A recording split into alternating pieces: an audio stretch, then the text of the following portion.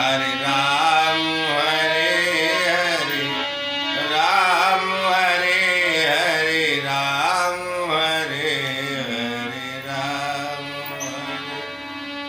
हरे कृष्ण हरे कृष्ण हरे कृष्ण हरे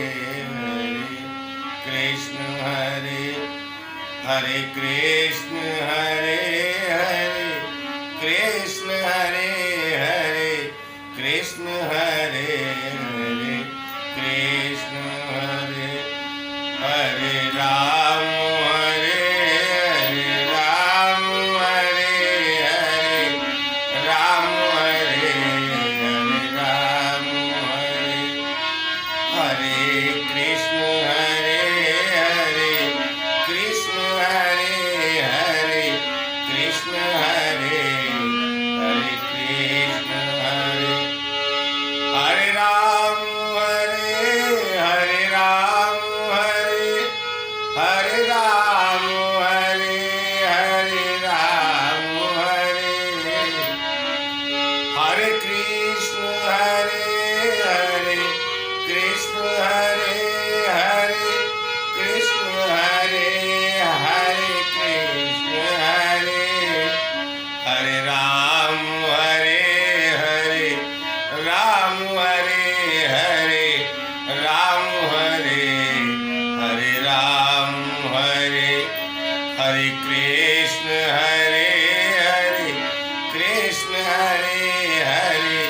कृष्ण हरे हरे राम हरे। देखिए, ये महामंत्र है। इससे बड़ा दुनिया में और कोई मंत्र नहीं है। मंत्र है अगर तो ये महामंत्र है, जिसको रात दिन साधु महात्मा ऋषि मुनि और वह इसी का भजन करते हैं, महामंत्र का। और देखिए, आज हम जो ये कोरोना की बीमारी कह रहे हैं, इस बीमारी को कोरोना मत कहो। ये एक बीमारी का नाम धर के आया है कोरोना, बाकी ये राम के भेजे हुए, और इन्हें यमराज कह लो, दूत कह लो,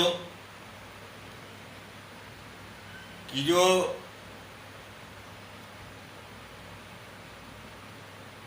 भगवान राम रावण को मारने के लिए तो खैर अयोध्या से ही चल पड़े थे, लेकिन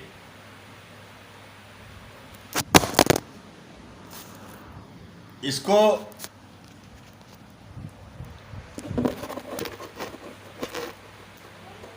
घोषित करने के लिए जब पंचवटी में प्रभु पहुंचे हैं, तब घोषित किया है कि हम जो है राम को मारने जा रहे हैं।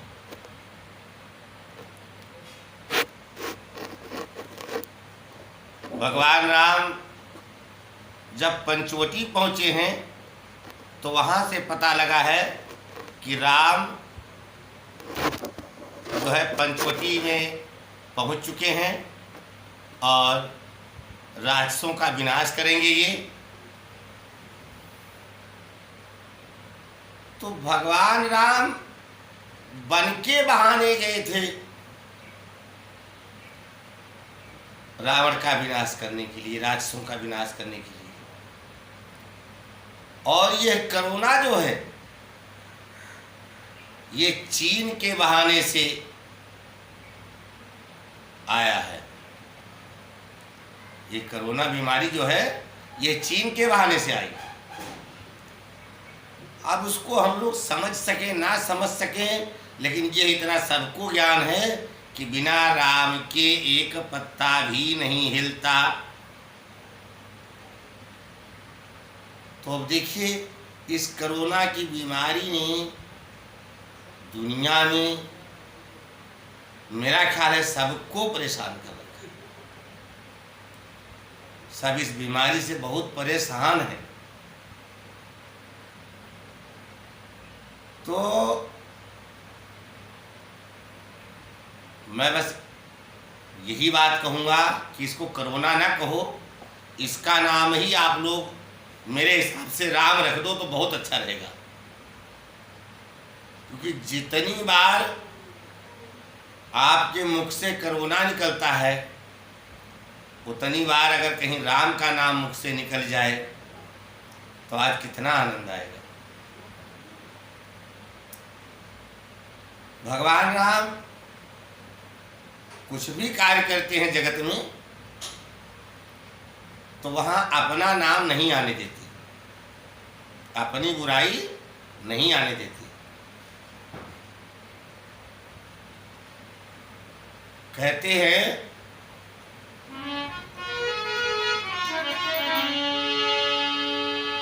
तो कर्म प्रधान विश्व राघव, हे कर्म प्रधान विश्व राघव, जो जैसो कीन सो तस फल चाखा। प्रभु राम कहते हैं इसमें दोष मेरा नहीं है, जैसा आप लोगों ने कर्म किया हुआ है वैसा हम आपके पास आपका फल पहुंचा रहे हैं। देखिए बड़ी मजे की बात है।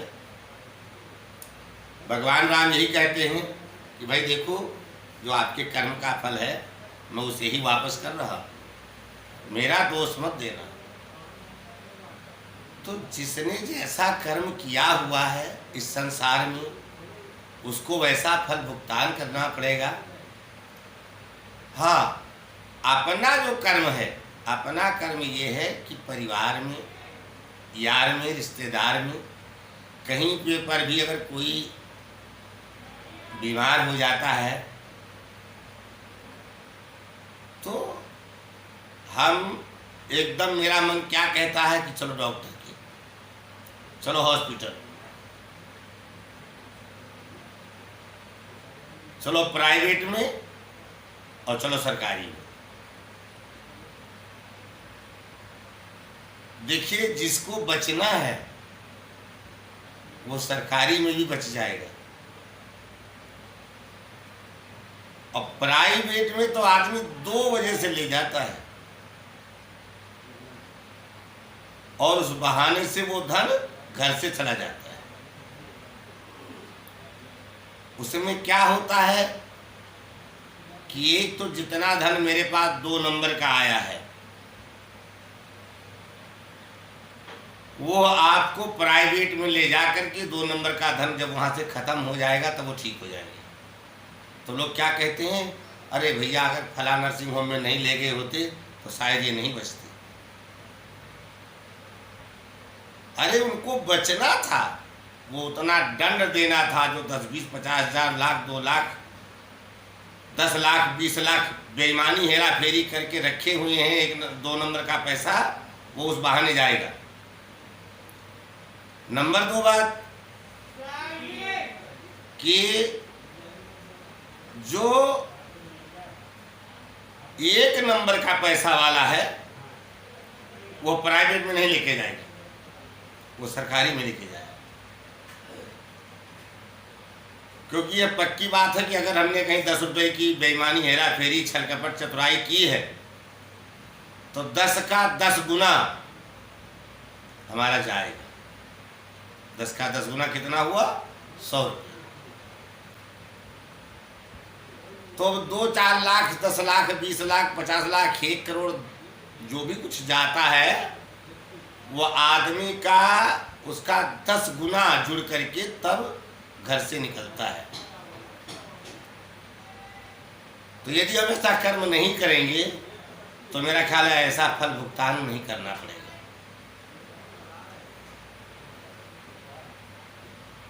तो जैसा जिसने दुनिया में कर्म कर रखा है उस कर्म के अनुसार कोई झटका लग के बच जाएगा, किसी का पैसा लग के बच जाएगा और कोई चला जाएगा। तो आज जैसे भगवान राम वन के बहाने रावण का विनाश करने गए थे,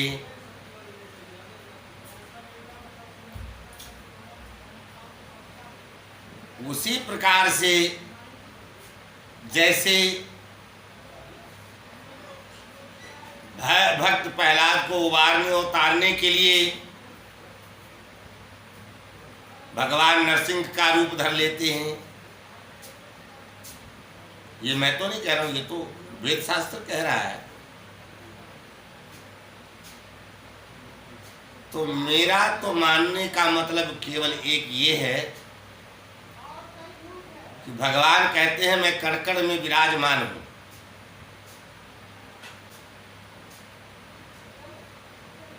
मैं मोदी जी में भी रहता हूं। भगवान कहते हैं कि मैं मोदी जी में भी रहता हूं और मैं केजरीवाल के अंदर भी रहता हूं और मैं ही डॉक्टर के अंदर रहता हूं और मैं ही वो जो बीमार आया है उसके अंदर भी। ऐसा नहीं है कि राम में तो राम थे और रावण में राम नहीं थे। तो जिसमें कोरोना है वहां पे भी राम है और कोरोना का जो इलाज कर रहे हैं वहां पे भी राम है। तो आज हमारे मोदी जी एक उनमें भगवान की कुछ पूर्व जन्म की कर्म क्रिया थी कि जो आज इस संसार का एक मालिक बन के बैठी।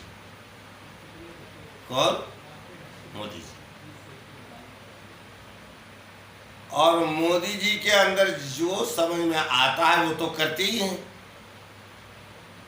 कुछ बीच बीच में कलयुग के हिसाब से गलत वाला भी मन में प्रभाव आ जाता है। ऐसा नहीं है कि मोदी ये संसार पे कोरोना का कहर पड़ा हुआ है। अरे पूरे संसार का कहर हमारे मोदी जी के सर पे पड़ा हुआ है।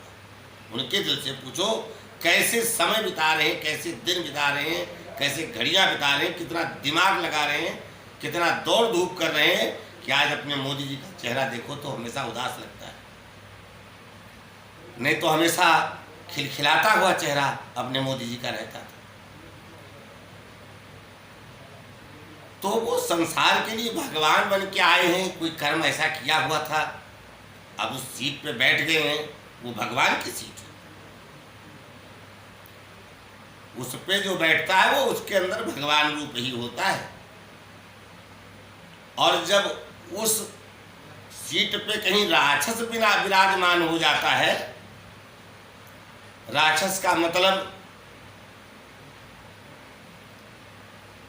कि विभीषण ने भी बड़ी विनती की, मिन्नतें की कि भाई रावण मान जाओ, जानकी जी को भगवान राम के हवाले कर दो, वो बड़े दयालु हैं, माफ कर देंगे।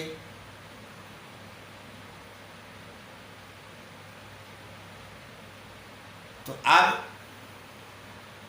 रावण ने एक भी नहीं मानी क्योंकि देवता समझाने गए थे। ये देवता समझाने गए थे। आज उन देवताओं की बात को अगर रावण मान जाता तो शायद आज लंका का विनाश नहीं होता। लेकिन रावण ने नहीं माना क्योंकि लंका का विनाश होना था।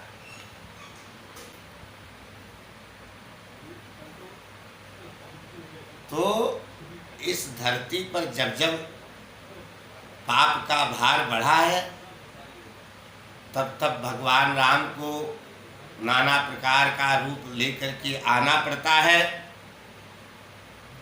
ये वेद पुराण शास्त्र सब दर्शा रहे हैं।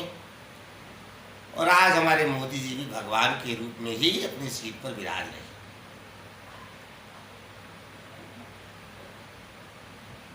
तो कुछ कसूर है मोदी जी का, वो उस बात को माने ना माने, लेकिन है।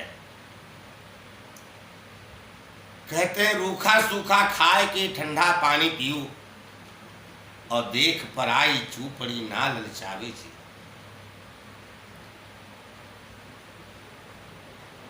तो आज कुछ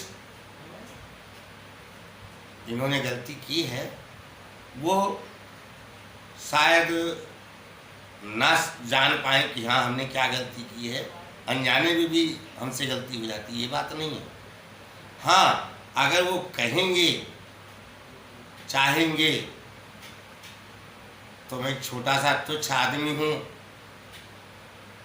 मेरे से वो फोन के जरिए पूछ सकते हैं कि आपने कसूर कहाँ किया है। और जब हम कसूर को बता देंगे तो वो कहेंगे हाँ बात ठीक है। देखो, गलत को गलत कहना ठीक है और सही को सही भी कहना ठीक है।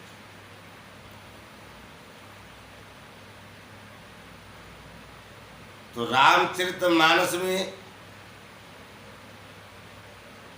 ये लिख दिया है कि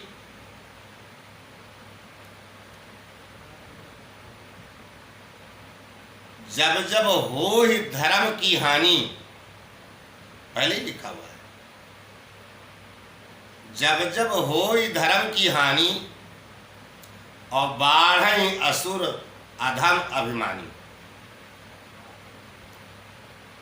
जब जब इस पृथ्वी पर नाना प्रकार के पाप चालू हो गए, तो उनको भगवान ने बढ़ावा दिया, सदा बढ़ावा दिया। कैसे बढ़ावा दिया? कि जैसे एक छोटा बच्चा होता है, रोता है, तो आदमी बैठे बैठे जब नहीं चुप करा पाता है तो लेके खड़ा हो जाता है गोद में। अब जब अब भी नहीं चुप होता है तो उसको कंधे पर बिठा लेता है आदमी, और जब अब भी नहीं चुप होता है तो सर पे बिठा लेता है, और जब अब भी नहीं चुप होता बच्चा तो सर से ऊपर उठा लेता है दोनों हाथ को बच्चे को लेके, और तब भी जब नहीं चुप होता है तो वो वहीं से पटकता है कि ताकि उसका पूरा काम हो जाए। अगर वो बैठे बैठाए को पटक देता तो शायद उसका कुछ नहीं बिगड़ता, और जब खड़ा हो गया था लेकिन तब गिरा देता तो कुछ ना कुछ उसका नुकसान होता, और सर से गिराता तो उससे थोड़ा ज़्यादा नुकसान होता। लेकिन इतनी दूर से भगवान पटकते हैं कि बेटा तू फिर बचे ना। उसी तरह से जो प्रभु राम अभी अपनी दोनों आंखें बंद कर लें तो धरती और आसमान एक में चिपक जाएगा। वो भगवान राम रावण से लड़ाई लड़ रहे हैं इतना दिन, बाप रे बाप। मेरा सोचने का नजरिया कैसा है कि जो भगवान राम अगर पलके दोनों बंद कर ले धरती आसमान एक में चिपक जाएगा, और वो भगवान राम रावण से लड़ाई लड़। तो उसमें भी दो कारण था, दो। एक तो रावण तपस्वी बहुत था, भगवान का बहुत बड़ा भक्त था, उससे बड़ा ज्ञानी जगत में कोई पंडित ना हुआ ना होगा, उसको सब कुछ पता था। तो अगर भगवान राम पहुंचते ही रावण का अंत कर देते तो शायद जितने लंका में राक्षस थे वो बच जाते। क्यों? उनको ये डर हो जाता कि जब हम सबका बाप मारा गया तो हमारे में क्या पावर है भैया, अब ऐसा करो अपने आप में सब ठीक ठाक हो जाए। इसलिए भगवान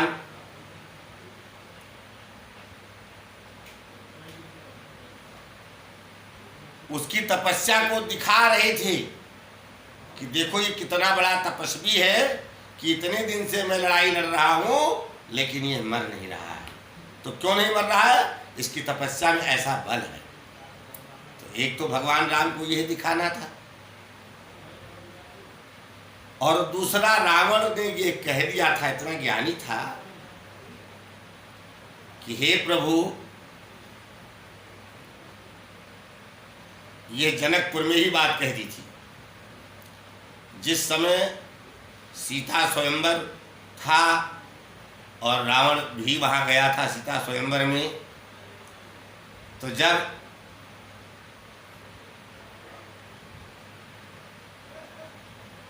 आकाशवाणी हुई कि अरे रावण, तेरी लंका में तो भीषण आग लगी है और तू यहां धनुष उठाने आया है, तो रावण समझ गया कि भगवान राम की ही आकाशवाणी है कि भैया पीछे हट जा।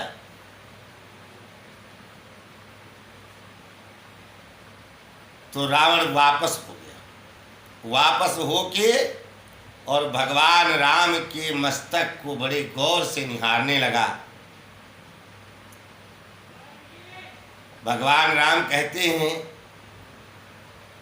कि अरे दशकंधर भाई, मेरे चेहरे को इतना गौर से क्यों निहार रहा है? मेरे चेहरे में कुछ लगा हुआ है क्या? तो रावण कहता है, नहीं राम,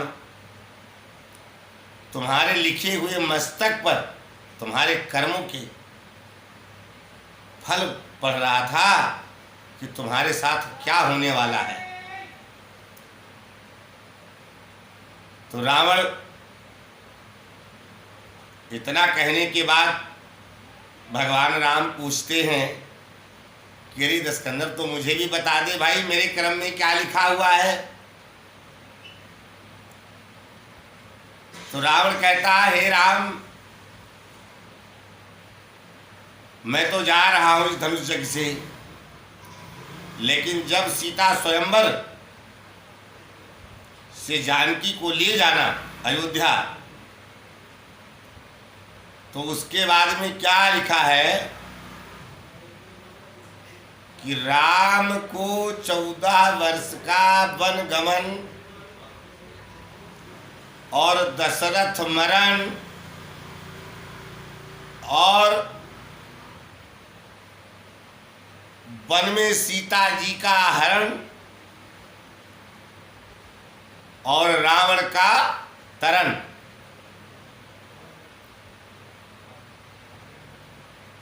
तो हे राम, जब आप अयोध्या से वन के लिए 14 वर्ष के लिए निकले आए,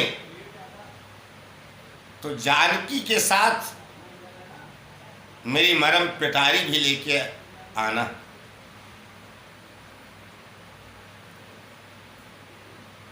अब इस बात को राम जी जानते थे या रावण जानता था, बाकी तीसरा इस बात को समझ नहीं पाया। तो आज जो ये कोरोना बीमारी है, क्या डॉक्टर उसकी दवाई करते हैं बढ़िया, जो बच जाता है, जो मर जाता है उसकी घटिया दवाई कर रहे हैं क्या? दवाई तो दोनों को बराबर दे रहे हैं डॉक्टर और एक जैसी दे रहे हैं, लेकिन वो मर क्यों गया, वो ठीक होके घर क्यों गया?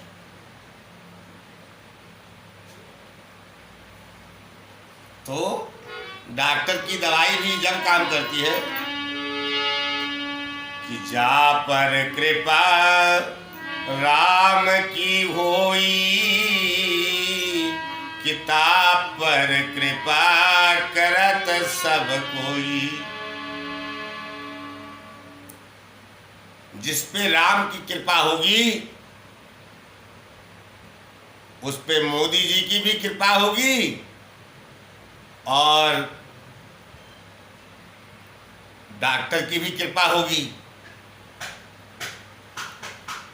और जिस पे राम की कृपा नहीं होगी उस पे मोदी जी की कृपा होते हुए भी कुछ नहीं कर सकते। इसलिए मेरा जो धर्म है, जो मेरा कर्म है, मुझे वो करना चाहिए। क्यों कि हमको और सबको मिलेगा अपने ही कर्म का फल, किसी दूसरे के कमाई का किया हुआ कर्म का फल हमें नहीं मिलेगा। हाँ, दूसरे की कमाई का कर्म का फल मिल सकता है मुझे, अगर वो पूर्व जन्म में मेरा कर्जा है तो वो उद्धार होने के लिए अपने, और मुझे वो पैसे जरूर, वो धन जरूर देगा।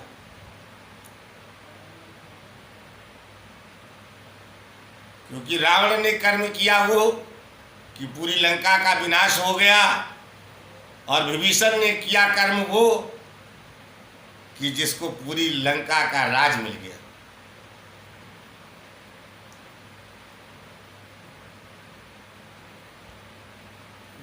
मेरा तो एक यही मानना है, यही कहना है कि जब ये कह दिया रामायण की चौपाई में कि कलयुग केवल नाम आधार, सुमिर सुमिर नर उतरहि पार। तो जब मुझे अगली श्वास का भरोसा नहीं है भैया कि आएगी क्या कि नहीं आएगी, तो मेरा कहना यही है कि हे प्रभु, मेरे से कोई गलत कर्म ना हो, अच्छा कर्म जितना हो जाए वो करवा दो नाथ। क्यों कि जब अगली श्वास का भरोसा नहीं है, तो जब गलत ही गलत करता चलूंगा तो अच्छे वाला कर्म कब करूंगा। इसलिए हम लोगों का जो कर्म है कि हमारा कर्म है भगवान का नाम लेने का, और भगवान का काम है गिरते को थाम लेने का। हमारा कर्म केवल एक यही है, खाते पीते सोते बैठते चलते उठते हर वक्त काम करते हुए भी अपने श्वास से राम को जोड़ लो, अपने आप राम राम श्वास कहती रहेगी।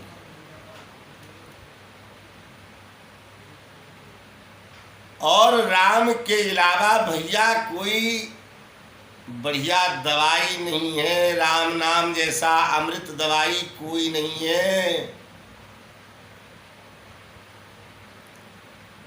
हनुमान जी संजीवनी लेने गए तब भी, लेके आए तब भी, वैद्य को लेने गए तब भी, वैद्य को लेने आए तब भी, वैद्य को छोड़ने गए तब भी, न जाने कितनी बार राम का नाम लिया होगा। तो राम का नाम ही मनुष्य के आधार है, जीवन का जो असली सुख है। क्यों कि नकली सुख से मेरा मन कह रहा है कि सब हट जाओ। भाई जीने के लिए कर्म करना पड़ेगा, भोजन राशन लाना पड़ेगा, कमा के बनाना पड़ेगा और खाना पड़ेगा।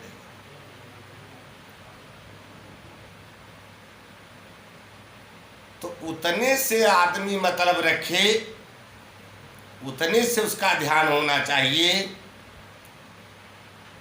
अगर लड़की है अपने पास तो मन में यह चिंतन होना चाहिए कि इसकी शादी करनी है, लेकिन करेंगे राम। एक वक्त की बात है,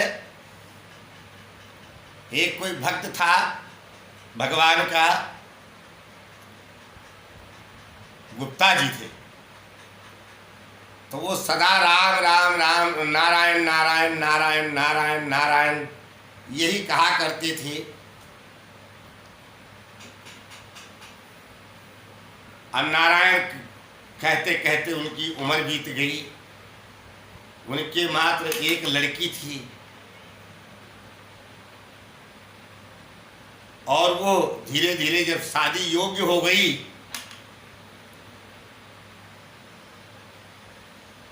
और कोई गुप्ता जी के कोई बच्चा नहीं था, खाली एक वही लड़की थी।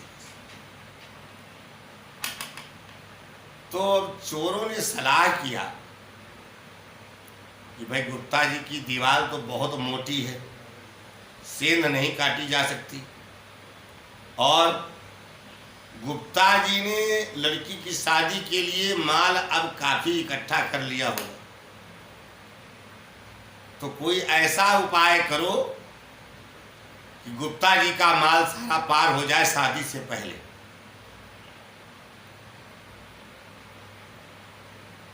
तो लोगों ने सलाह किया कि दिन में जब कहीं गुप्ता जी घर से बाहर निकले हों और गेट खुला हो तो एक एक करके चुपके से अपना 4 जने हैं, हम 4 जने घुस जाते हैं दिन में, और रात को जब गुप्ता जी सो जाएंगे तो हम अपना सारा माल पार कर लेंगे।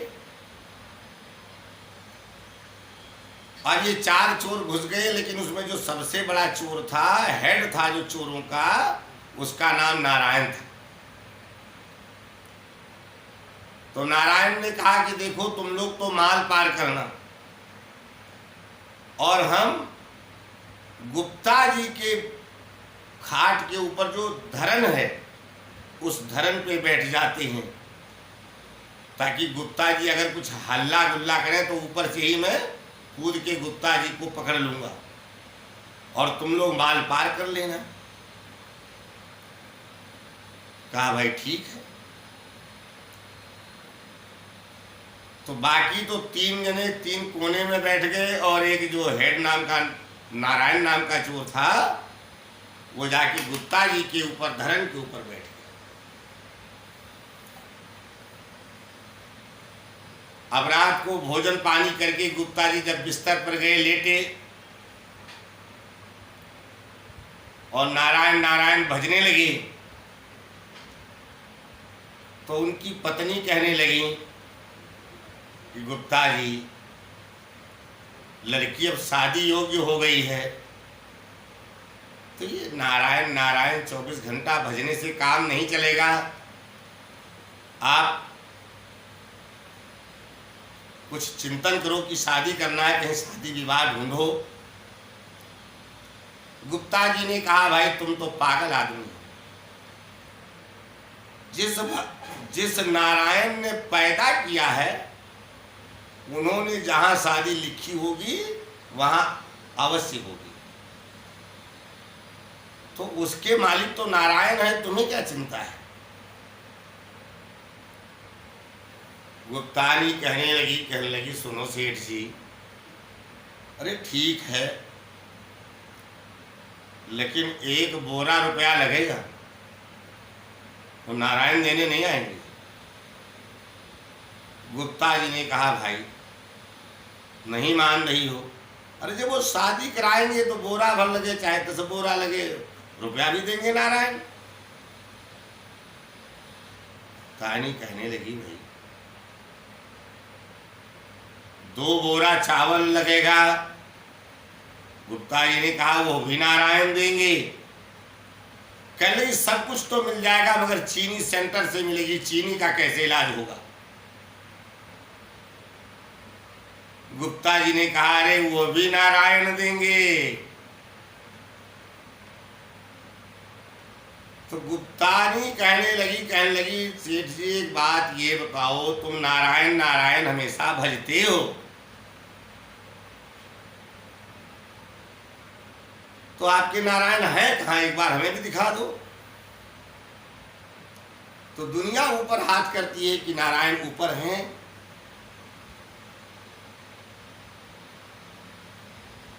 गुप्तानी ने कहा दिखा दो उनका, हमें दर्शन करा दो। तो गुप्ता जी ने कहा तुम नहीं देख रही हो नारायण को। कहने लगी नहीं मैं नहीं देख रही हूं। गुप्ता जी ने कहा मैं नारायण को देख रहा हूं। कहने लगी कहाँ है, बोले वो ऊपर है नारायण। अब वो जो नारायण नाम का चोर था वो सारी बात गुप्ता जी की सुनता रहा, और फिर जैसे गुप्ता जी ने हाथ ऊपर किया कि नारायण ऊपर हैं, तो चोर ने समझा कि इन्होंने देख भी लिया है मुझे शायद, तो डर के मारे नारायण नाम का चोर गिरा खटिया पे गुप्ता जी के और हाथ जोड़ के लगा रोने। कहा, गुप्ता जी अकेले नारायण पे ठोक रहे हो, सारा पूरा मैं नहीं कर पाऊंगा, 3 जने कोने में आपके चोर और बैठे हैं मेरे साथी, कुछ दंड उन पे भी डालो। तो इस तरह से गुप्ता जी का धन बच गया। गुप्ता जी ने अपनी बेटी की शादी की धूमधाम से। तो जिसके पास नारायण का वास है वहाँ नारायण अवश्य रहते हैं, और किसी को मन में बिठा लो, बसा लो कि वो आ जाएंगे, वो नहीं आएंगे, लेकिन नारायण राम जरूर रहेंगे वहाँ। इसलिए मेरा मन यही कह रहा है, सबसे आग्रह कर रहा हूँ कि एक तो कोरोना की जगह सब इसका राम नाम रख दो, कोरोना न को राम को, और दूसरा हर जगह मैं मीडिया वालों से विनती कर रहा हूँ, मैं पीएम से भी और सारे सीएम से भी और पूरे संसार से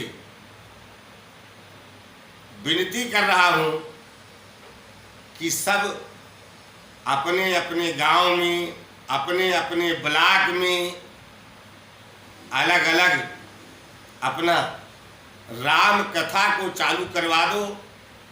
वो आपके अपने लिए नहीं, वो संसार के लिए। और अपने वहाँ पर सबको निमंत्रण दे दो कि भाई भगवान राम का नाम रोज 2 घंटा शाम को और 1 घंटा सवेरे के लिए आप सब लोग वहाँ पर पधारें और अच्छा डिस्टेंस देके खड़े हों और भगवान राम के नाम को सुने और भजें, कि जिससे इस संसार का दुख दूर हो सकता है। आज चीन और पाकिस्तान का नाम आ गया, क्यों कि वहां से आज जगह जगह से दुश्मनी है।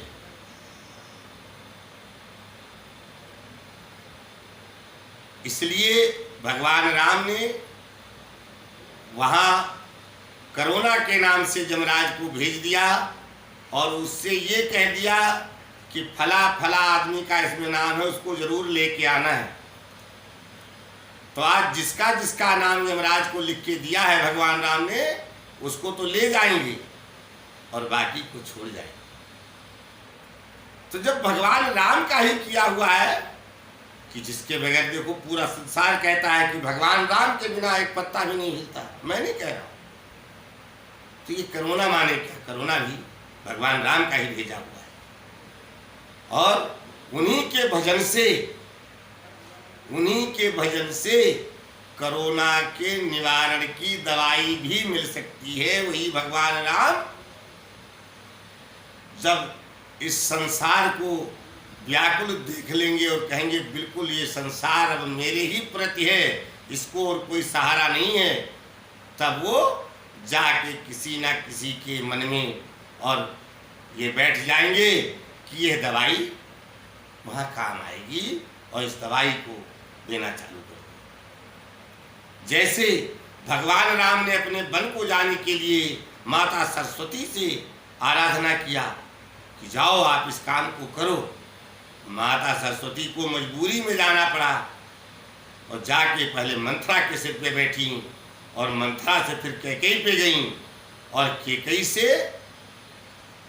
फिर राम को वनवास, दशरथ का मरण और अयोध्या उजाड़ सब कुछ चालू। तो मैं सबसे यही विनती कर रहा हूँ कि भाई सब भगवान राम का भजन करो, चाहे रामायण कहो, देखिए कहीं रामायण चालू कर दो, कहीं 24 घंटे का अखंड रामाधुन चालू कर दो, कहीं भगवान शिव का जाप चालू करवा दो। ऐसे ऐसे कर्म करो और परिवार में जितने लोग हो सब तन मन धन से भगवान का भजन करो। इसी से अपना निवारण होना है। बाकी और कोई राम नाम जैसी अमृत दवा इस धरती पर कुछ भी नहीं। तो सब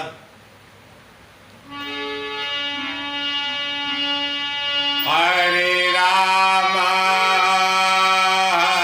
राम राम हरे हरे, हरे कृष्णा कृष्णा कृष्णा हरे हरे, हरे राम राम राम हरे हरे, हरे कृष्णा कृष्णा कृष्णा हरे हरे, हरे राम राम राम हरे हरे, हरे कृष्णा कृष्णा कृष्णा हरे हरे, हरे राम राम राम हरे हरे, हरे कृष्णा कृष्णा हरे हरे। मन हो जा दीवाना रे राम जी के चरणों में, मन हो जा दीवाना रे राम जी के चरणों में। तेरे लेंगे खबरिया रे काऊ दिन पल भर में, तेरे लेंगे खबरिया रे काऊ दिन पल भर में। हरे राम राम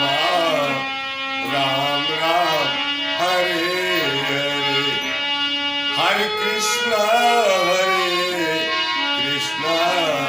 कृष्णा कृष्णा हरे हरे।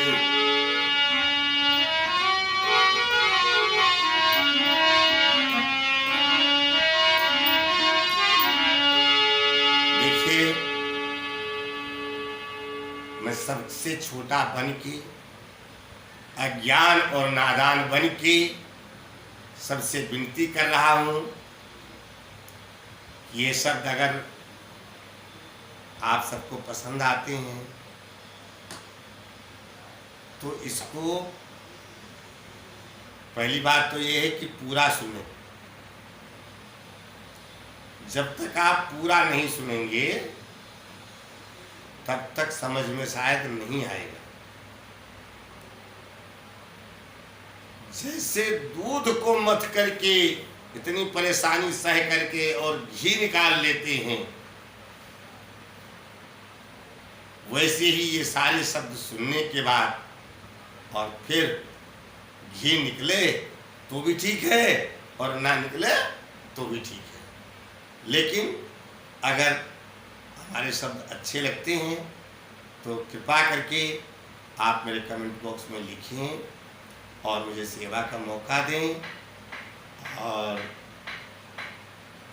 मुझे सब्सक्राइब करें। सब्सक्राइब करने के बाद में ये होगा कि मेरे पास जो भी शब्द निकलेगा वो आपके पास बराबर जाता रहेगा। तो मैं सबसे धन्यवाद लेता हूँ ना, और एक बार प्रेम से बोलो जय सिया राम।